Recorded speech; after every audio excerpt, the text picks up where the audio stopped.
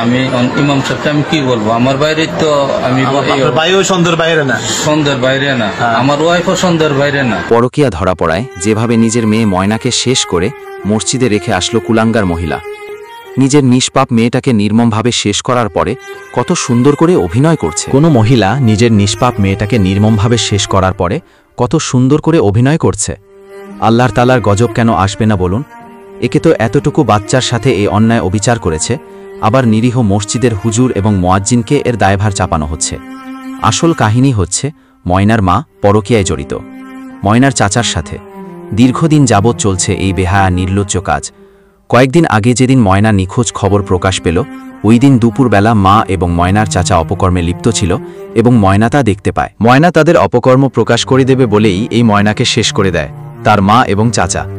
এই ঘটনাকে ধামাচাপা দেওয়ার জন্য ময়নার মা প্রথমে আঘাত করে দেয়ালের সাথে ধাক্কা দেয় এবং মৃত্যু নিশ্চিত করার জন্য চাচা ময়নার লজ্জাস্থানের ভেতর রড ঢুকিয়ে দেয়। তখন ময়না মুহূর্তের মধ্যে মারা যান। তারপর তার চাচা মসজিদের হুজুরকে ফাঁসানোর জন্য মসজিদে ময়নার মৃতদেহ রেখে আসেন।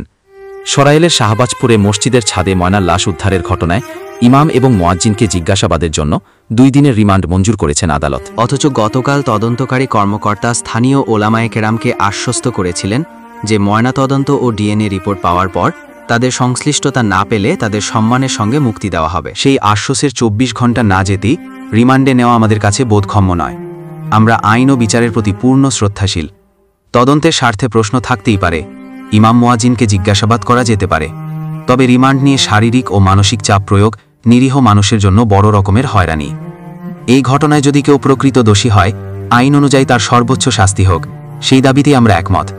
কিন্তু প্রশ্ন হচ্ছে, শুধু ইমাম ও মুয়াজ্জিনকেই কেন রিমান্ডে নেওয়া হলো? আমরা শুনছি আরও কয়েকজনকে আটক করা হয়েছে, তাদেরকে কেন রিমান্ডে নেওয়া হয়নি? সরাইল উপজেলা প্রশাসন ও সংশ্লিষ্ট তদন্ত কর্তৃপক্ষের প্রতি আমাদের আহ্বান, বিষয়টিকে দয়া করে ঘোলাটে করবেন না। ধর্মীয় প্রতিষ্ঠানে কর্মরত নিরীহ ইমাম মুয়াজ্জিনকে যেন কেবল সন্দেহের ভিত্তিতে আইনের মারপ্যাঁচে ফেলে শাস্তি দেওয়া না হয়, সেদিকে আপনাদের সতর্ক দৃষ্টি কামনা করছি। আমরা সুষ্ঠু তদন্ত চাই, ময়না হত্যার ন্যায় বিচার চাই। সুপ্রিয় দর্শক, আপনি কি চান ইমাম মুয়াজ্জিনকে যেন সসম্মানে ছেড়ে দেওয়া হয়? কমেন্ট বক্সে জানিয়ে দিন আপনার মতামত। ভিডিও ভালো লাগলে লাইক দিন এবং শেয়ার করুন, আর অবশ্যই চ্যানেলটি সাবস্ক্রাইব করুন। ধন্যবাদ।